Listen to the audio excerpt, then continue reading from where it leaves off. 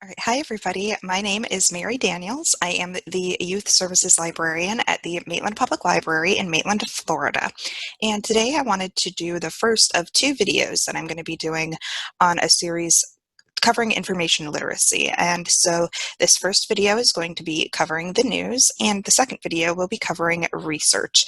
So I just wanted to make these videos because I think it's really important, especially in today's world. There's so much happening, and I think it's important that we are informed and that everybody knows how to kind of suss out what is good information versus bad information and has the ability to find information on their own, and also then how to evaluate that information.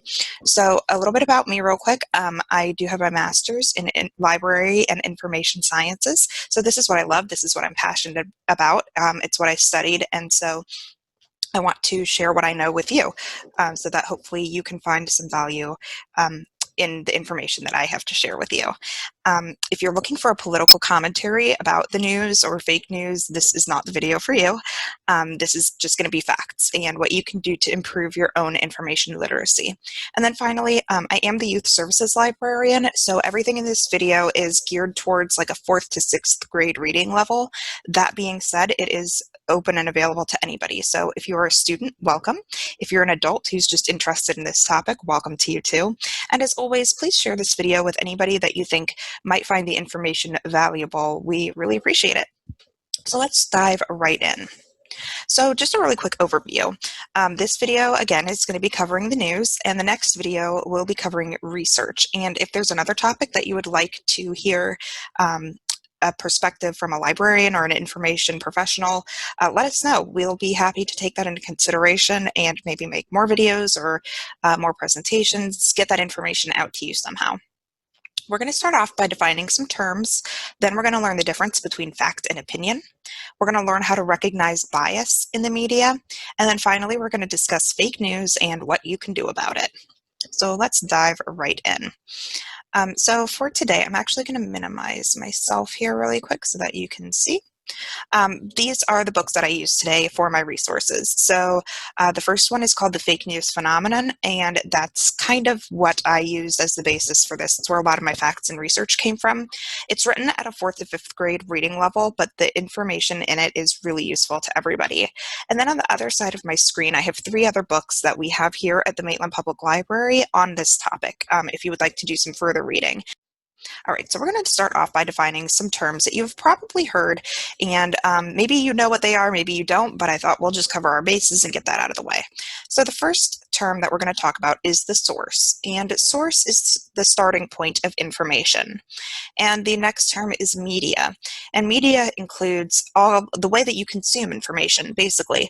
It includes books, magazines, articles, radio, podcasts, movies, TV, magazines, social media, the internet, even handwritten notes all count as media. So media carries word, sound, and pictures from the source to the user. So for example, if I call my friend and invite them to a party at 8 o'clock, the media is the telephone and the source is me. If I go to census.gov to get information about Florida's current population, the media is the internet and the source is the U.S. Census Bureau. Hopefully that just kind of clarifies for you what those words actually mean, because they get thrown around a lot, and I think a lot of times we don't really even know what they mean when we say those things. The next word is credibility, and credibility is whether or not information can be believed. So here's kind of a crazy example. If someone says, I saw on Netflix that cows can sleep underwater, and I said, what's the source? And the person said Netflix. Well, that's incorrect. TV is the medium. The source would be whatever they were watching when they saw that cows could sleep underwater. And just as a side note, they cannot. A helpful hint for you. Credible sources will list an author. For example, Wikipedia articles don't have an author listed, but a magazine or a news article will. And I'm not going to bash Wikipedia, but we are going to discuss why maybe it's not the best possible resource for you to use, especially when you're conducting more serious research. So misinformation is honest mistakes made in conveying information. So for example, if a reporter gets a date wrong, or if someone remembers something occurring differently to how it actually happened, that's misinformation. Misinformation is a mistake. Disinformation is mistakes made on purpose. So for example, satire websites are a form of disinformation. Rumor and gossip are also disinformation. Governments sometimes spread disinformation and propaganda during war times to help unite people against an enemy. So it's not always a bad thing. Disinformation is not always coming from a place of mean-spiritedness or like an evil place. A lot of times it's just for humor or to help rally people to a cause. But it is important to be able to recognize that all the same. So a big source of disinformation on the internet especially are fake news sites or satire news sites. And satire is like a fancy way of saying it's making fun of actual news sites by making fake news just for fun. So like The Onion, for example.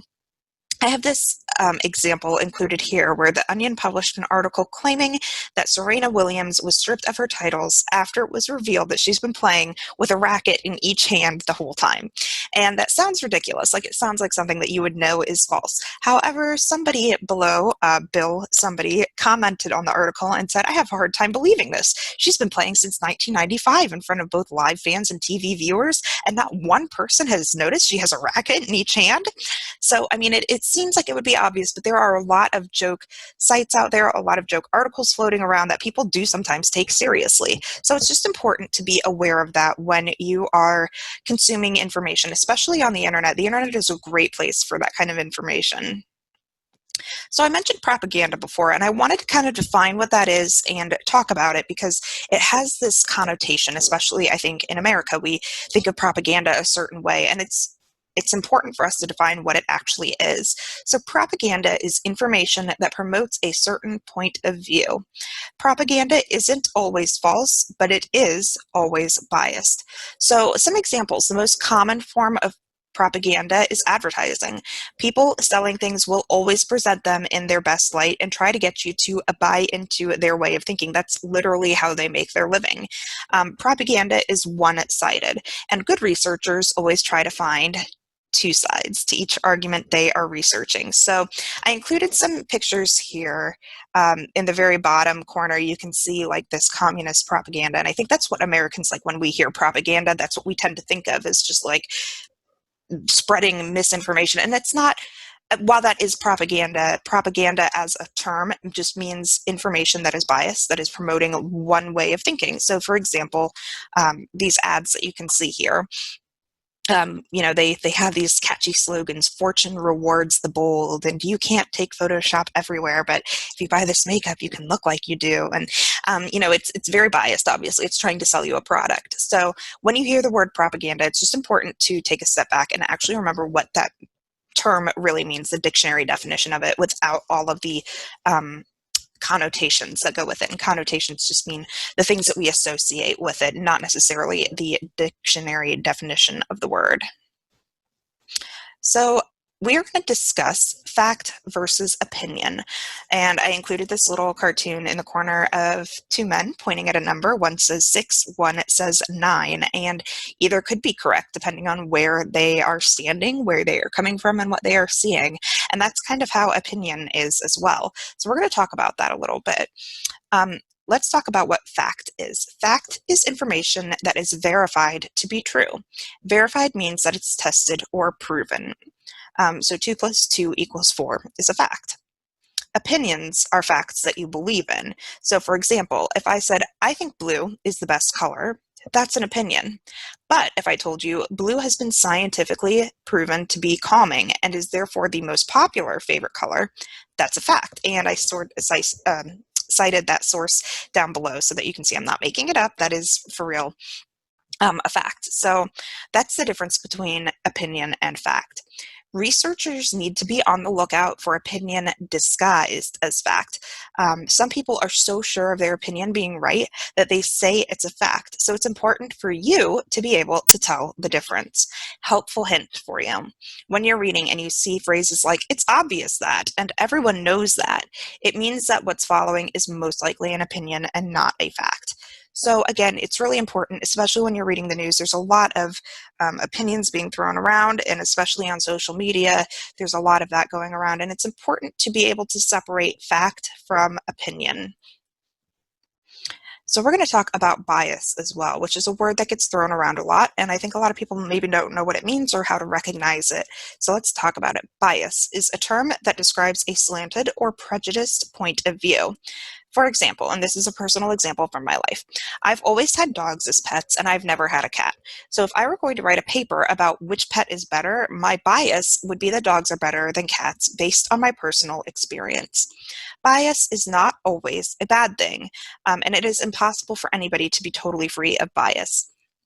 No matter who we are, no matter where we came from, the things that we grew up with, the places we've lived, the things we learned in school, these are all things that help shape our bias. And everybody has it to some degree. You cannot be free of bias no matter who you are. You can learn to kind of overcome your biases, but you will always have bias within you. And that's okay. That doesn't make you a bad person. It just makes you a person. However, some bias is intentional or on purpose, and this is to get people to join a certain way of thinking. So going back to that example, if I told all my friends that dogs are cheaper and easier to care for than cats, then tried to convince them that this is true, I'd be giving them biased information. And as a note, that's not necessarily a fact. I didn't research that. It's an opinion and it's my own personal bias, but now I'm trying to get you to buy into my way of thinking. And that's where bias can become dangerous, I think. So recognizing bias. I'm going to move myself here so we can read that. The best way to check bias is to research the same information from other sources, and this is called a two-step process. And just as a side note, this is why your teacher might require you to have more than one source for a research project, because they want to make sure that you're checking that information from more than one source. It's really important to do. I really can't emphasize enough how important it is to double check your information, especially in this day and age. It's so easy to fake and spread information. So always double check the things that you read before you share them with other people or you hit that share button on social media. With practice, bias gets easier to spot. So the best clue that I can give you when you're learning how to recognize bias is, how does it make you feel? Writing with bias tends to elicit a response in its reader regardless of the facts. So if you're reading something and it makes you feel really angry or really sad or upset, double check that, because it might be preying on your own bias. For example, like going back to me and the dogs and cats thing, like if I saw a site saying that there was this radical group out there harming puppies, like that's preying on my bias as a dog person. And I might get really upset and share that, even if somebody just made that up, like it wasn't even true. So that's why it's important to double check before you share information. So for example, a charity website for sick animals will probably tell you a really sad story about sick animals to get you to donate money to their charity. The important thing to do here is look them up. Are they credible? Is there any proof that they've actually helped sick animals? Many scammers prey on people's emotional biases. So there's a lot of reasons why it's important to recognize bias and do what you can to kind of assuage that and evaluate that information as you're taking it in. So why do bias and opinion appear in the news? Long story short, to make their readers happy. So for example, Fox News might report a story about President Trump in a positive light because their viewers largely support President Trump. MSNBC has a more liberal viewership and might present the same story in a negative light. This is to keep their expected audiences happy, because readership means money and they know who their audience is. So if you make money by writing certain articles, you're not going to write something that your audience is not going to like, because you might then lose your job. And honestly, even the best journalists cannot be free of bias or opinions all the time. It's impossible to do. Everybody has these things inside them, so it's okay. It happens, and the important thing is, if you share biased information or you contribute in spreading biased information and you realize it was wrong, is to go back and tell everybody. Just admit your mistake.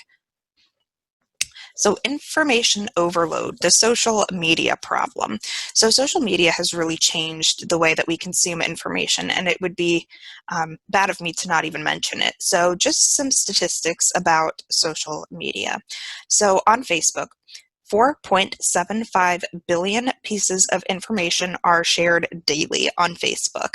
On YouTube, 432,000 hours of video are uploaded every day. So I did the math and it works out to 49 years of video uploaded every day. So if I started watching all of the videos that were uploaded yesterday, I could watch them all for 49 years and only reach the end of what was uploaded yesterday. On Twitter, 500 million tweets are sent every day. In a 2011 study by AOL and Nielsen, they showed that 27 million pieces of content were shared every day.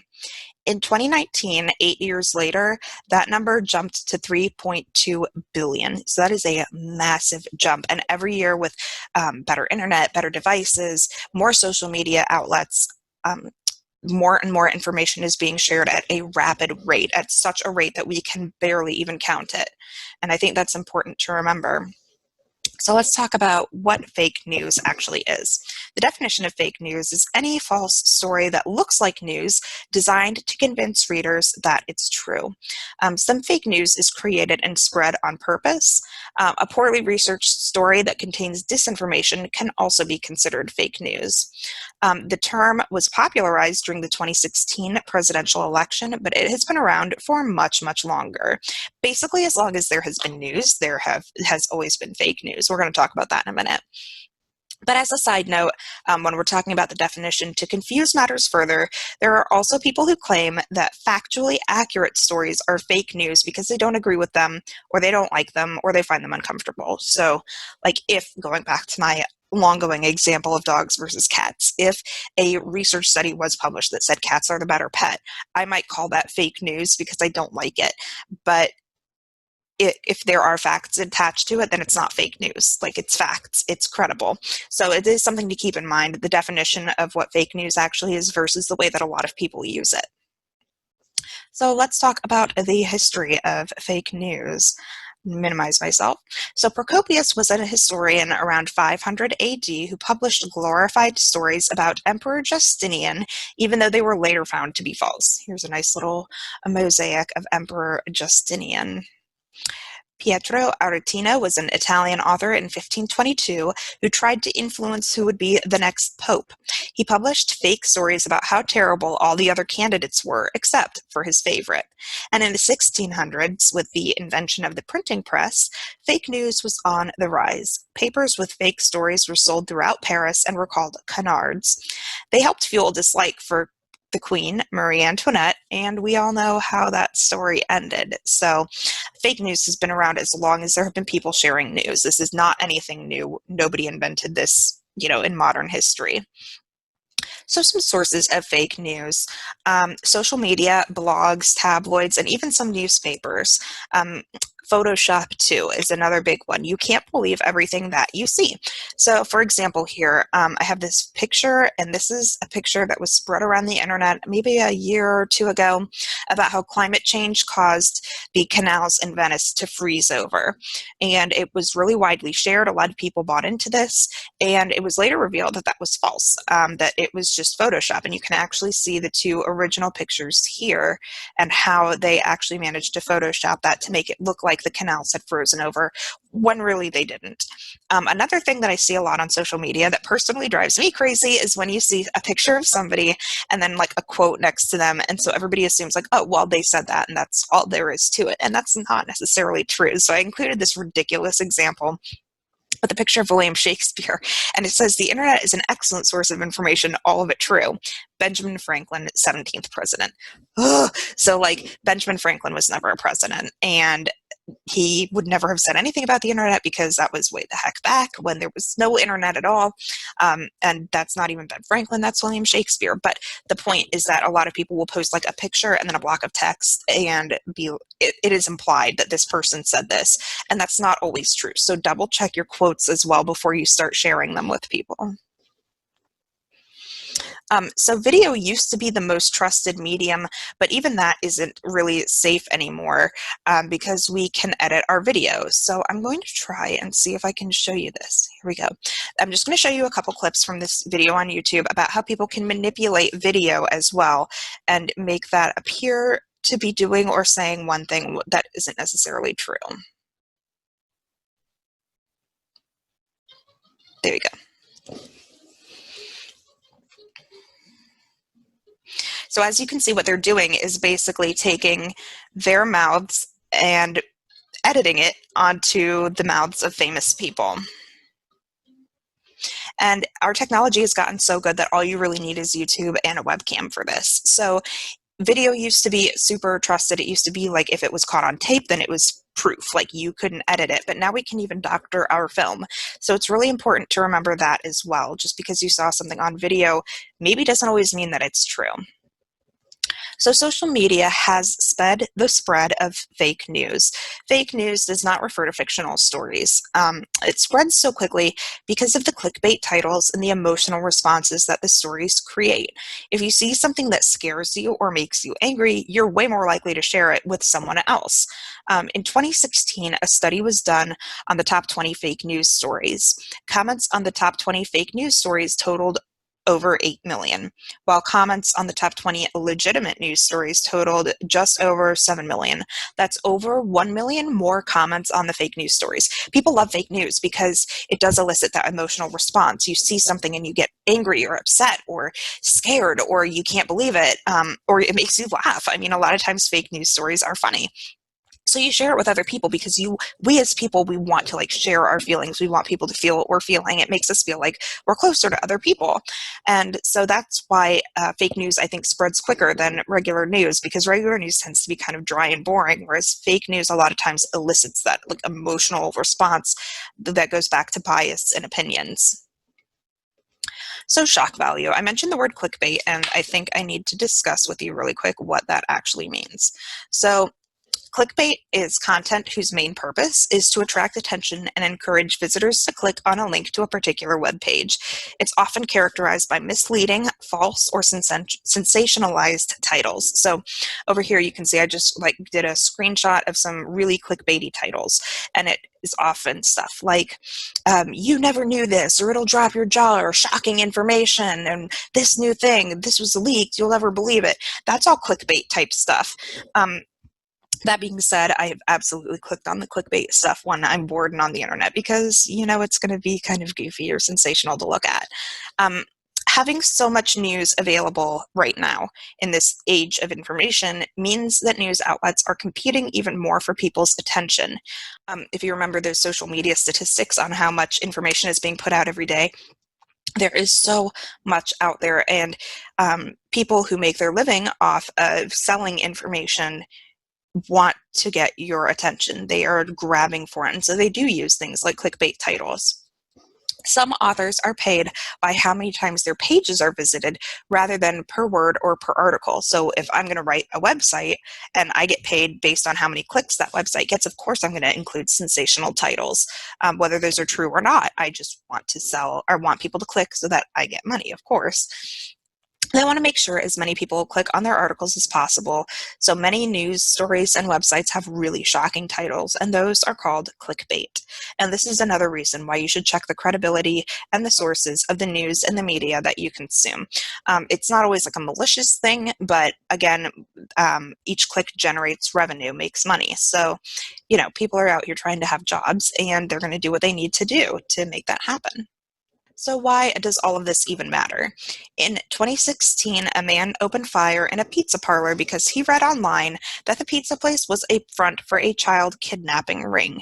The story was false, and he was sentenced to 7 years in prison. So people read fake news on the internet, and it has real world impact. It has real world consequences, like this man who brought a gun into a pizza shop because of something he read online that turned out to be false. But it does cause real world consequences. Fake news has an impact on American politics. Absolutely. In 2016, teenagers in Macedonia made money by making hundreds of fake news sites about the presidential election. And again, they get money for clicking on from page clicks or ads. There's lots of ways to make money online. So obviously they were going to spread as much sensational fake news as they possibly could. Two-thirds of Americans believe that fake news causes confusion about current events and issues, so it is really important to be informed. And there's a lot happening this year. We've had a lot of things happening in this country between the coronavirus and the election and political upheaval and civil rights causes. It's important to stay informed. There's a lot happening, and it's really vital for people to stay informed and to get that information from reliable sources. So the big question here is, how do I spot fake news? So the best tip I can give you is always to remember to ask, who says? Reliable sources make it a point to let us know where they got the information so that we can check it for ourselves. Attribution is giving credit to the original source. If there's no attribution in a piece of media, be skeptical. So again, going back to Wikipedia, Wikipedia is a great jumping off point. I love it. I use it all the time, but it isn't necessarily good for hard or serious research. So if you scroll down, though, there's a lot of times they'll link you to places where they got that information. Perfect. That's great. But news stories often have an author of the article, and that does lend it a little bit of credibility. Another good tip is mistakes in grammar and spelling. Careful sources make sure their work has been screened and edited to be sure it's correct and that it's presented correctly. Now, obviously, every major newspaper and major news outlet has some things that slip by the editor or little mistakes that happen. That's fine. But if it's consistent and they keep spelling things wrong and the grammar is really weird, be a little skeptical of that source as well. A lot of faulty information can be found online. Newspapers and magazines still print disinformation, misinformation, or fake news, but they are less likely to do so, again, because they have a team of people who edit and proofread and make sure and they even have fact checkers. So it's important to remember that. Do a web search on the author of the article. What else have they written? Where have they published? And what do they do for a living? If you don't find anything about an author, that might be suspicious. Not always, but it might be something to keep in mind. Trustworthy articles cite sources for facts and figures. Be skeptical of articles that offer data without backing it up. So if they offer a piece of information and say, a source said, but they don't tell you what that source is, you need to be skeptical of that. And websites as well. We're going to talk real quick about the URLs and what they actually mean. So .edu is reserved for schools and universities. You can be pretty sure that those are going to be credible sources of information because no college wants a reputation as being a college that puts out bad information. That's just not a good look for them. .gov are government websites like the Census Bureau. These are reliable places as well. .com, .net, and .org used to all mean different things, but now they're all widely available for anybody to use. So just keep that in mind when you're looking. And sometimes you'll see things have really bizarre endings to the URLs like .co or just weird series of letters, and you should probably be a little skeptical of those as well. So some other tips for you. Factcheck.org and politifact.com are fact-checking websites that you can use to look up things that you read online. A lot of times those websites will have the top things that people search for. So if you see something on your social media or somebody's sharing something a whole bunch or it's going viral, you can go to those websites and double check to see if they're actually accurate. If you use Google Chrome, there are some extensions that you can use to verify news sources like NewsGuard and others. NewsGuard was running a promotion earlier this year where they were free. I'm not sure if that is still the case, but even so, I think the cost is really low. It's like a couple of bucks to get, and it kind of puts a little check mark next to news sources that are reliable. And as always, practice makes perfect. No matter what skill you're trying to hone, practicing it is the best way to make it better. You can practice your fake news spotting skills with this game actually developed by the Game Lab at the American University in Washington, and it's called Factitious. And so what it does is it pops up an article, and you have to decide, is it real or is it false? And it's really interesting. It's kind of a fun game. It's just practice. And then afterwards, it will let you know, yes, this story was true. It ran here on this day by this author, or it'll be like, no, this one was false. It was posted here and shared this many times. It's just interesting. So definitely check out factitious. It's kind of fun. And don't feel bad by getting fooled by fake news. It happens to everyone. I mean, like I say, I studied this. Like, this is my degree is in information science, and I still, like, I'll read things and be like, oh, I can't believe that happened. And then I'm like, wait a minute. And then I research it and I'm like, man, I can't believe I got fooled by that. It happens to everybody. The best thing that you can do is acknowledge that you made a mistake and tell the people that you shared that information with so that they know too. That's honestly the best thing that you can do, because we all accidentally share things that aren't true. But the important thing then is to backtrack and be like, oh, actually, I researched that and it turns out. And that way we can kind of stop that spread of bad information. Other tips, if you're still unsure, ask a parent, a teacher, a librarian, or another trusted adult. Askalibrarian.org is exactly what it sounds like. I'm going to actually minimize myself here so that you can see. This is what the website actually looks like. If you go to asklibrarian.org, and you can log in and chat directly with a librarian via text, email, or the chat service on Ask a Librarian.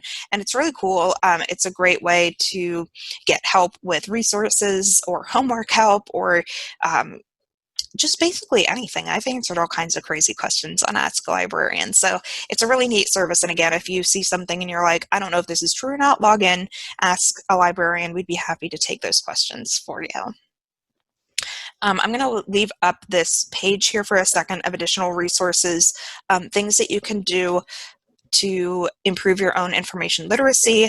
They include some like games or activities, a couple of university websites dealing with fake news and fake information, some games, just things that you can do to read further on this topic and increase those skills. And again, it gets easier with practice. It's something that you have to be conscious about. And I think so many of us, like, particularly when we're scrolling through our social media feeds, we're just trying to turn off our brains. Like, we're just there to relax and unwind, maybe at the end of the day, after school, after work.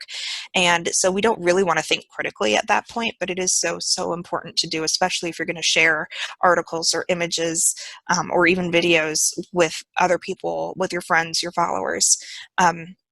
So these are some other things that you can do to help hone that skill, to kind of help you think critically about the media that you consume. And that is it for me. Thank you so much for watching. I really appreciate it. If you made it to the end of this, congratulations. And again, if you have any questions, do please reach out to us at the Maitland Public Library or your own local library. This is something that a lot of librarians are learning how to deal with and are dealing with more and more. So we are always happy to discuss this topic further and do what we can to assist you. Thank you so much. We'll see you again soon. Bye.